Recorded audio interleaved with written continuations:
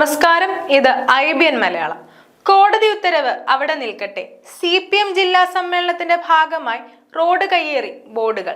CPM Pathanamthitta ജില്ലാ സമ്മേളനത്തിന്റെ ഭാഗമായി റോഡിനിരുവശമുള്ള നടപ്പാത കയ്യേറി ഫ്ലെക്സ് ബോർഡുകളും കൊടിതോരണങ്ങളും സ്ഥാപിച്ചു. ഡിസംബർ 28 മുതൽ കോന്നിയിൽ വെച്ച് 4 ദിവസത്തെ ജില്ലാ സമ്മേളനം നടക്കാനിരിക്കെയാണ് പുതിയ വിവാദം. 3 കിലോമീറ്ററോളം പാതയുടെ ഇരുവശവും കയ്യേറിക്കൊണ്ട് കൊടിതോരണങ്ങൾ സ്ഥാപിച്ചിട്ടുണ്ട്. അപകടകരമായ തരത്തിലാണ് ഈ ബോർഡുകളെല്ലാം നിൽക്കുന്നത്. ചില ബോർഡുകൾ റോഡിലേക്ക് ചരിഞ്ഞാണ് നിൽക്കുന്നത്. പല ബോർഡുകളും ഉറപ്പിക്കാത്തതിനാൽ റോഡിലേക്ക് വീഴാനുള്ള സാധ്യതയുണ്ട്.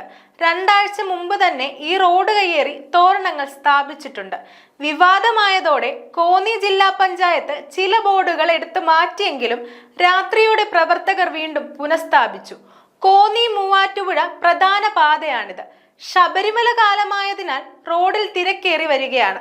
CPM ജില്ലാ നേതൃത്വത്തിന് ഇത് മാറ്റണമെന്ന നിർദ്ദേശം അധികൃതരിൽ നിന്ന് ലഭിച്ചുവെന്നാണ് റിപ്പോർട്ട്.